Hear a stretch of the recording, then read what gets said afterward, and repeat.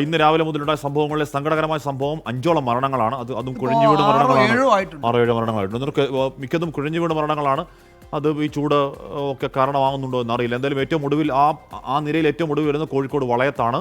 Vote ചെയ്യാനെത്തിയ സ്ത്രീ കുഴഞ്ഞു വീട് മരിച്ചു. വളയം ചെറുമോത്ത് സ്വദേശിയും കുണ്ടുകണ്ടത്തിൽ ഹസന്റെ ഭാര്യയുമായ കുന്നുമ്മൽ മാമി ആണ് മരിച്ചത്.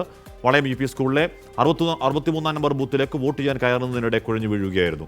രാഹുൽ സുരേഷ് വിവരങ്ങൾ നൽകും കോഴിക്കോട് നിന്ന്. രാഹുൽ, എന്താണ് സംഭവിച്ചത്? എന്തെങ്കിലും ആരോഗ്യ പ്രശ്നങ്ങൾ ഉള്ളയാളായിരുന്നോ? ഇന്നിപ്പോൾ രാവിലെ മുതൽ നമ്മൾ ഈ കണക്ക് പരിശോധിക്കുമ്പോൾ 6-7 ആളുകൾ ഇങ്ങനെ കുഴഞ്ഞു വീണു മരിച്ചിട്ടുണ്ട്. എന്താണ് കോഴിക്കോട്ടെ സംഭവത്തിന്റെ വിവരങ്ങൾ?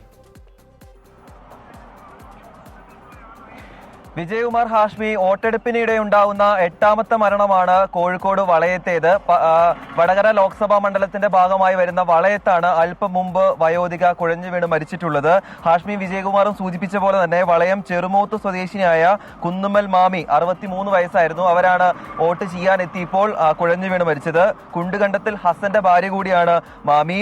വളയം UP സ്കൂളിലെ 63 നമ്പർ ബൂത്തിലേക്ക് വോട്ട് ചെയ്യാൻ എത്തുകയായിരുന്നു. അതിനിടെയാണ് കുഴഞ്ഞു വീഴുന്നത്. ഈ നാട്ടുകാരും അവിടെ ഉണ്ടായിരുന്ന മറ്റ് തെരഞ്ഞെടുപ്പുമായി ബന്ധപ്പെട്ട ആളുകളും ആശുപത്രിയിൽ എത്തിച്ചെങ്കിലും അതിനു മുമ്പ് തന്നെ മരണം സംഭവിച്ചു എന്നാണ് നമുക്ക് ഇവിടെ നിന്നും ലഭ്യമാകുന്ന സൂചന.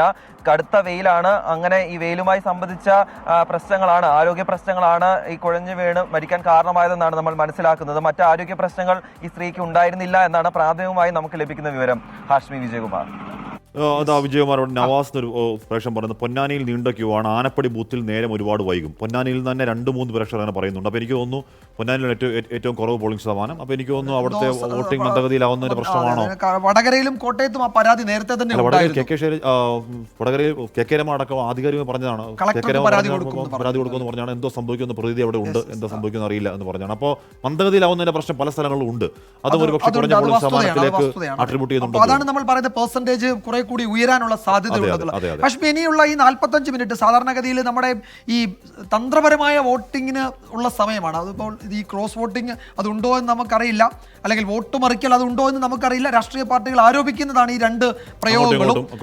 അപ്പോൾ അതൊക്കെ ഉണ്ടെങ്കിൽ അതിനുള്ള സമയമാണ് ഈ വരുന്ന 45 മിനിറ്റ്. അതുകൊണ്ട് തന്നെ ഇനിയുള്ള വോട്ടെടുപ്പ് അല്ലെങ്കിൽ ഇനിയുള്ള ആലോചന ഉണ്ടാവും. അത് നടപ്പാക്കുന്നത് 4 മണിക്ക് ശേഷമാണ് നടപ്പാക്കുന്നതെന്ന് കേൾക്കുന്നു. എന്തായാലും ആ നിലയ്ക്കുള്ള ഒരു മണിക്കൂറുകൾ കൂടിയാണ് കടന്നു പോകുന്നത്. ഔദ്യോഗികമായി തെരഞ്ഞെടുപ്പ് വോട്ടെടുപ്പ് അവസാനിപ്പിക്കാൻ അത് ഏതാണ്ട് 45 മിനിറ്റേ ബാക്കിയുള്ളൂ. പക്ഷേ പലയിടത്തും ആ ക്യൂ നീണ്ടു നിൽക്കും. 6 മണിക്ക് ശേഷം ക്യൂവിലുള്ളവർക്ക് സ്ലിപ്പ് നൽകും. 61.03 മലപ്പുറത്തെ പോളിംഗ് ശതമാനം ഏറ്റവും ഒടുവിൽ.